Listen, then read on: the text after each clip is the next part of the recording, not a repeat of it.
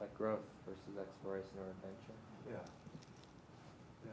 Does the word growth include her automatically, or It definitely. is there something else that needs to be there to include her in that It's that new metaphor? it's a sense of, it's definitely growth brings her more into it, and also of growth and it's like mutual growth. So is it still life is at the beginning? Life is mutual growth, or life is it life is, or Life is it something else? Before with life it was an exploration. So now it's What's the new belief now? love. I'm thinking about this. Love is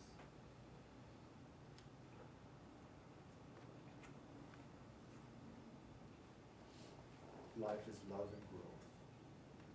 Life is love and growth. I mean, this is something that's just popped out from me. Yeah. Life is love and growth. Does that include the positive parts of how life was an exploration as well as your wife? Yeah. So you get all of that together? Life is love and growth? You know, right when I said that, it's just like all of a sudden, it's just like life is love and growth, and things just like, it's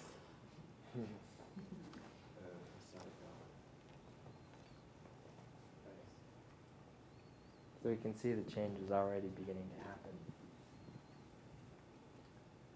Is it okay with you if we go through the rest of the process? absolutely. I want to give you this moment, to experience what you just realized. Because you're about to change life is an exploration to life is love and growth. Yeah. Does it feel right? Yeah, feels good. Yeah, I mean, it's just Okay, so when you're ready, we're going to make that change. yeah, let's go. I'm going to talk to them a second. Okay. Okay, so I'm going to just backtrack what we did quickly so that that's kind of the first stage. And then the second stage is actually sort of locking in the change. So if you have your notes in front of you, you can see that we found a strongly held belief, and we elicited the submodalities. Then we elicited the submodalities of doubt or uncertainty, something that's in question. Then we looked at the differences between those. Then we elicited the unwanted belief. And I made some distinctions about parts of it that were still serving him as resources and parts of it that were limiting, because I wanted to really just look at the limiting part of it, right? So then we elicited the submodalities of that unwanted aspect of the belief. And then step 5, we explored the new belief. What is it that we want to replace that old belief with? That includes his wife and is also a belief that sort of fits with the other one, that matches its form. Life is an exploration, and now life is love and growth.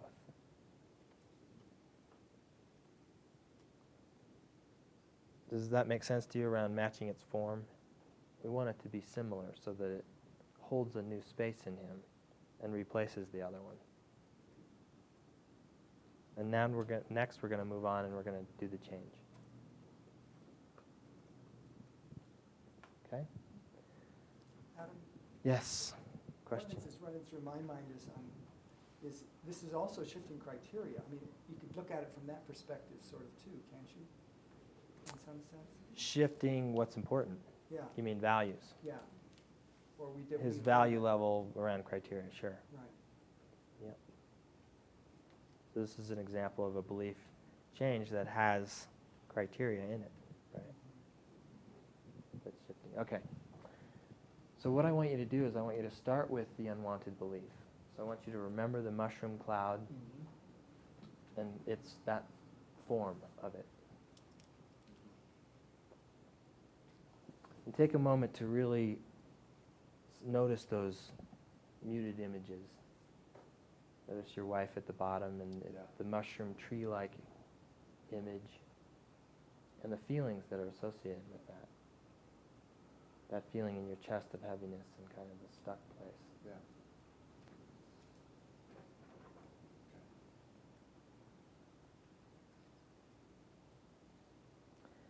And I want you to begin to change those submodalities by beginning to notice that the colors and so on remain muted, but now you sort of step back from it a little bit. And there's no energy in it and it's not moving. And you begin to question whether it's really true or not.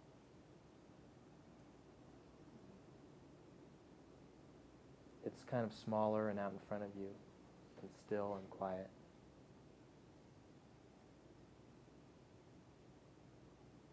And you don't feel any connection.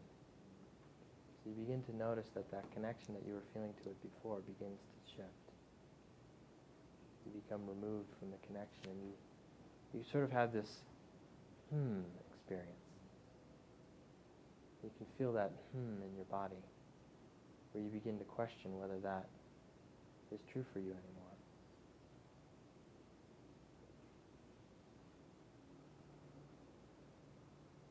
Just as you had doubted that other experience earlier, you can begin to experience what it's like to doubt. The parts that were limiting about life as an exploration.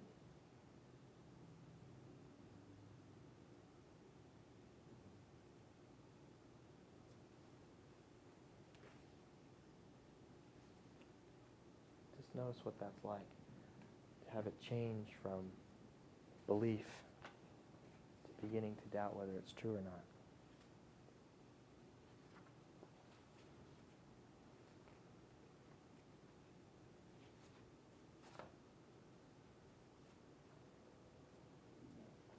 Yeah? So stay there for a minute. Just stay there in that experience of doubt.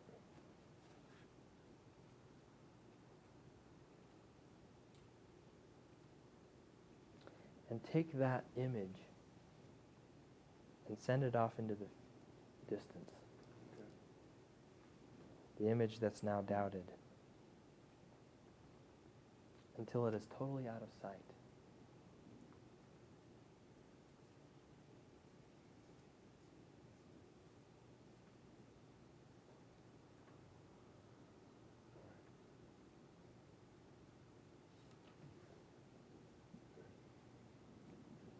And now way out there in the distance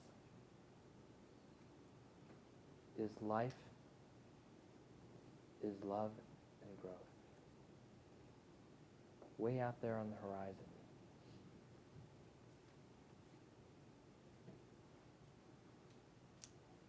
And as it begins to come in closer to you, as it gets closer and closer, you begin to notice how vibrant it is. And how big and bright the picture is. And at a certain point, as it gets closer, you'll become associated into it. Love. Life is love and growth.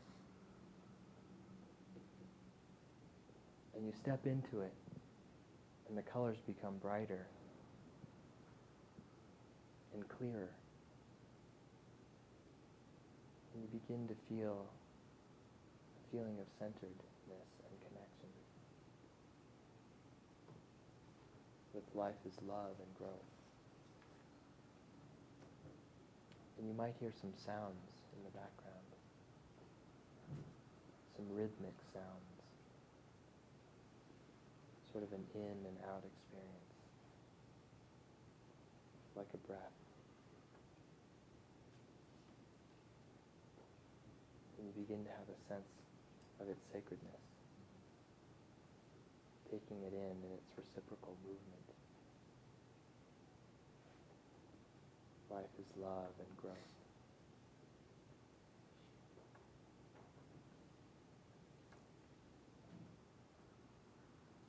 And it can come in just how you want it, surrounding you.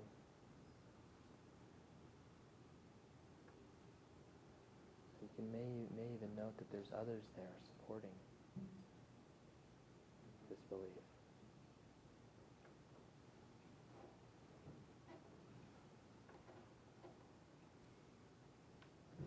Seeing it bright and associated, and making note of how it feels in your body as you embrace this new belief.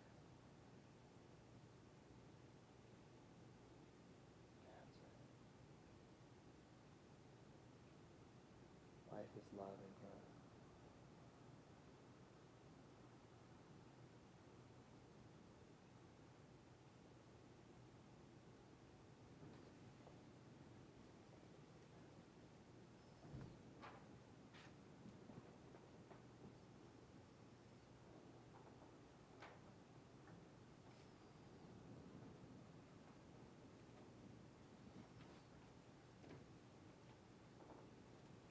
Very cool. Very cool. How do you think about this new belief? Oh, it's big. It's definitely, it's big, bright, definitely associated.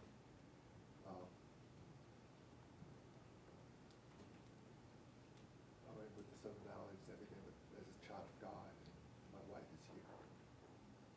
Instead of separate, we're here together in this journey.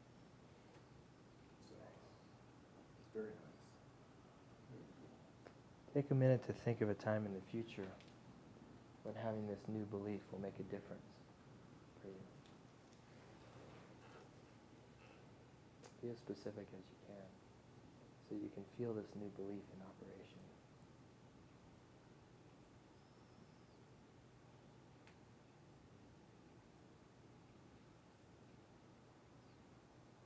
So that you can experience what it's like to have this new belief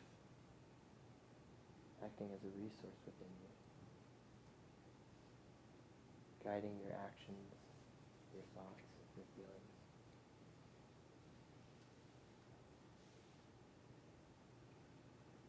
What's that like?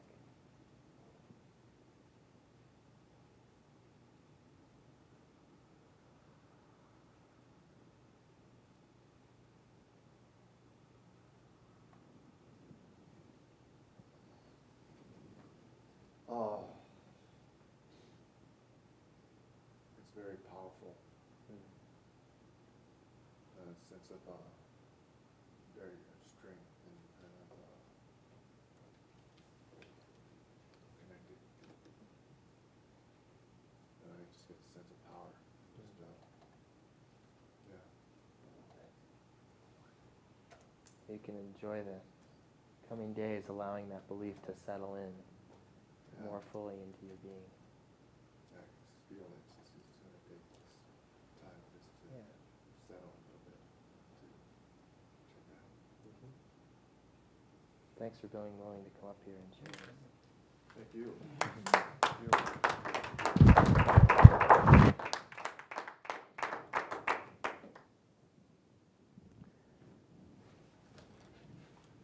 Okay.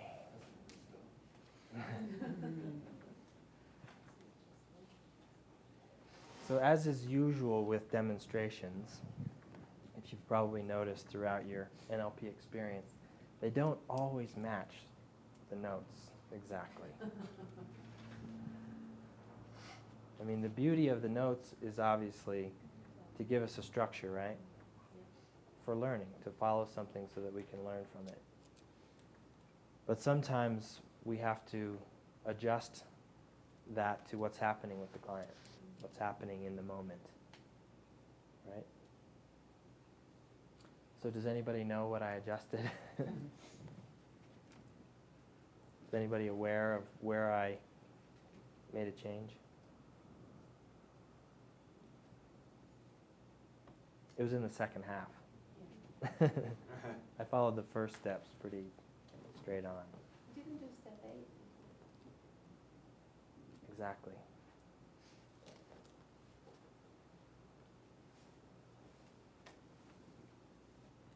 So rather than bringing the belief the new belief into doubt and then into belief. There was no need. Why was that? You'd already doubted, I mean, he had started. Because you could see it happening before we even started that whole second half of the process, right? The new belief, when he stated it, he just went, and you could see all the physiology shift around it. So that step is important when the person isn't there yet. That step to take it into doubt first and then into belief is kind of more graceful and more subtle, helping the person to bring it into belief. But Gene had already done that on his own. So it might have felt a little strange to take something that he was already believing back into doubt and then back into belief again. Does that make sense? Mm-hmm. So I just adjusted that a little bit for his experience. Did that feel natural to you, what we did? Okay. We can't ask him if it would have been awkward the other way because we don't know. But that was my intuition about that. So that gives you a clue as to sort of how important it is to watch a person's physiology and watch what's happening with the change as it's going along, so that you know whether you need that step or not. Or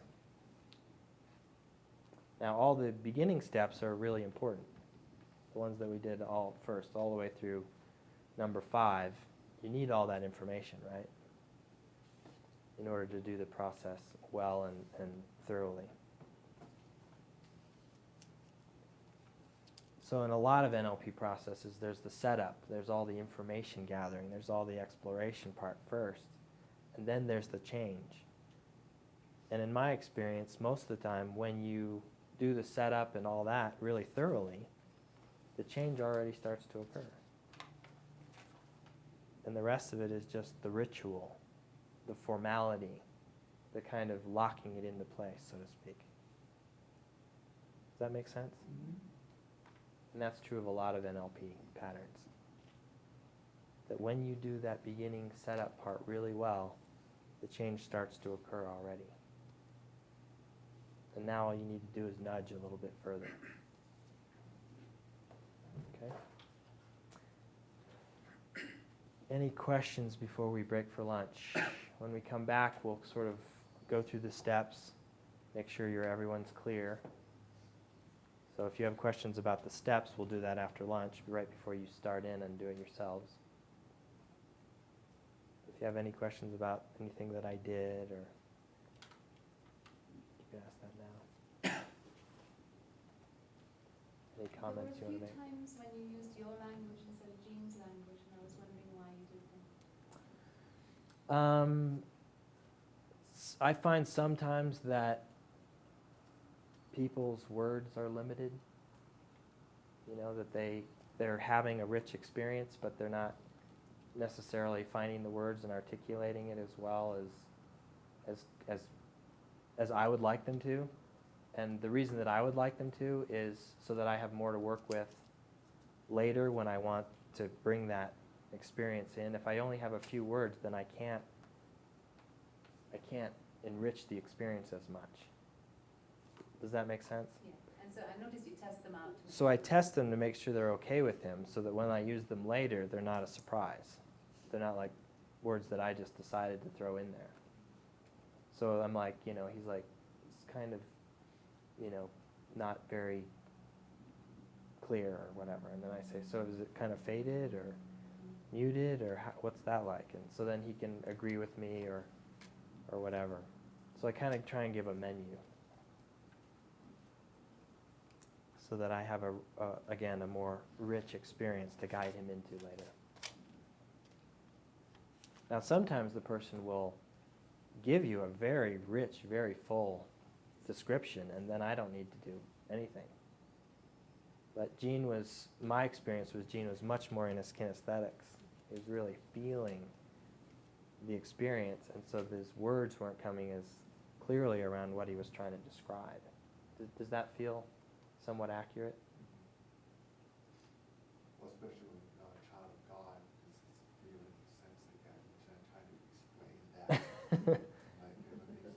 trying to put that into words is difficult. Child of God. How do you explain that works? Right. So I could have just used that. I could have just used child of God. I could have used that language to help him associate into it. But I really wanted the new belief separate from that title. I wanted it to be the title of Life is Love and Growth. So that's why I needed descriptors of what child of God really meant, what his experience of that was.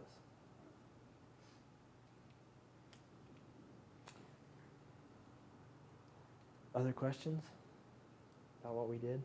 I've got a process question, but maybe that can wait till after lunch. Process can wait till after, yeah. Anything else that I did that you wonder about? Okay, time for lunch.